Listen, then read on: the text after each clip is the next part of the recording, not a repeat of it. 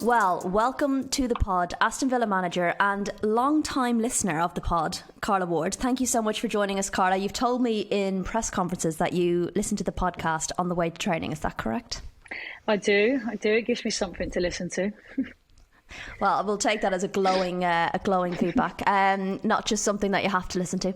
I mean, what a season you've had. I've just come from the Barclays player and manager lunch. You've been nominated. That's pretty incredible. How proud are you of that? Yeah, very. I think, look, when you get to this stage of the season, to be nominated with particularly, Emma, Jonas and Mark is huge. But I think this season's been different in the WSL, and I think that makes it even more special. Obviously, the other three have had tremendous seasons, so whoever wins will be a worthy winner. But for me, it's just a great honour to even be in that category. Well placed, and I think well deserved as well. Obviously, 5th place is secured now. How do you reflect overall on this season? With a lot of pride, if I'm honest. I think when I came into the football club a couple of years ago, we knew what we wanted to set out. I actually looked through that presentation the other day because I wanted to see exactly what we've achieved and what we still need to do. And it's safe to say we're well on track and probably overachieving. And I think this season we have. But I think that's credit to everyone, the players, the staff, everyone's tight-knit. The football club from top to bottom, are fully supportive. So it's a good place to be, but there's still, obviously, me being me, more work to do to try and make sure that we can maintain this now. You're a young manager. You started at 34. Who have you looked up to and learned from as a coach most so far in your career?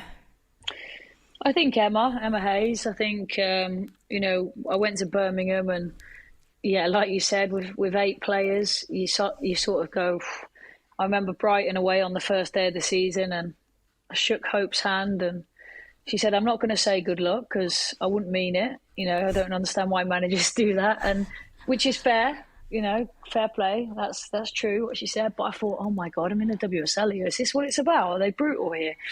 So anyway, week 2. So week 1 I had Hope, and then week 2 I had Emma. But by the way, that's no disrespect to Hope. She's also been very, very good, and she's always great every time I speak to her. But yeah, then we came up against Chelsea at home, and I saw her walk across, and I thought, I've got to go and introduce myself. Me being me, go and introduce myself. So I walked over, said hello, and we must have spoke for 45 minutes. Time was passing by, players were warming up, and just had the most fascinating chat with who I thought wouldn't give me the time of day, naturally, but was so open, wanted to obviously exchange numbers, said to me, anything you need, any help you need, I will help you, I will guide you. If you've got any questions, you come and speak to me. And she was excellent. And I remember driving home that night and thinking, okay, I love to learn. So if someone's going to offer me help, I'm absolutely going to take it. And someone like Emma, who's won it all, arguably the most respected coach in the game. And so that evening I messaged her, hopefully that you meant what you said, and, the rest is history. So yeah, she's been there a lot. I think that first year at Blues, every time I had a problem and I didn't know how to deal with it, or I didn't know the best way to deal with it, or probably needed a little bit of guidance, I'd pick up the phone to her. So yeah, I think she was excellent for me. She really was. And particularly when there were certain moments where I was horribly stressed and, on the verge of probably saying things that I shouldn't, she really, really calmed me, made me understand for the greater good, long term, what do you want to be? What do you want to be seen as? So yeah, she was great, and I'll forever be grateful. Minus kicking us out of the FA Cup semi-final, of course. That was going to be my next question.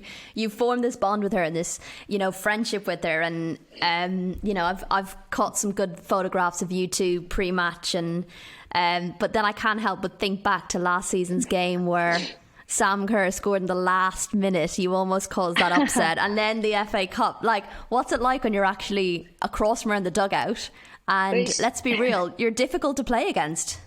Yeah, it's business as usual. She's a winner. She's an absolute mentality monster. So, of course, she's not going to give you any favours. Doesn't matter how much she likes you. So, yeah, when that it was funny because 5 minutes before that goal went in, one of the players went down. So they should have given us the ball back. And she said, "Don't give them the ball back. We've got a game to win." And I thought, ruthless.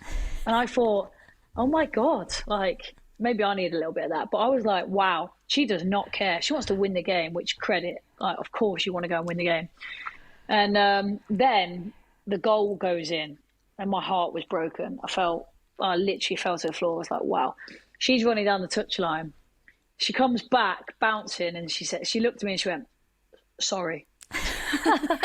and after the game she said, "Look, I'm sorry, but it's my job." And I said, don't ever apologize, because if it was me I would have done the same. But yeah, we have that mutual understanding. And you know, I said to her on FA Cup final day, I messaged her in the morning saying, "Good luck, make sure you win because you took my dream away." And she sent a lovely message back, to be fair, that one day it will be us. One day she'll be watching. One day she'll be supporting us, myself, trying to win a trophy. So credit, you know, she is an unbelievable human that tries to push people on. And I don't think she gets enough credit for that because it's a lot of work that people don't see. Yeah, I love that. And you're right, that's something we don't see as journalists or fans, is the work that kind of goes on behind the scenes and the relationships and support that are given behind the scenes. How do you learn from other managers? Is it a case of like watching their tactics? Is it about reading books? Is it speaking to them directly? What is it? A bit of everything. So I'll pick up to various managers. You know, Billy was another one that was really good to me when I came into the division. There's different people that can offer different bits. I think reading, yeah, of course. Watching, I think just asking the question sometimes. How do you do this? How might this look? But I'm quite big on wanting to find another way constantly, wanting to improve. Even when, for example, when Jill come in, or Jordan or Rach, or you know, Causey, they come through the door and the first question is, well, what's the best things you've seen? Let's write them down. You might take 1 bit, 2 bits, but never be afraid to ask, I guess. But yeah, it can be a mixture. Watching, reading, asking, all of it. I probably do it all, yeah.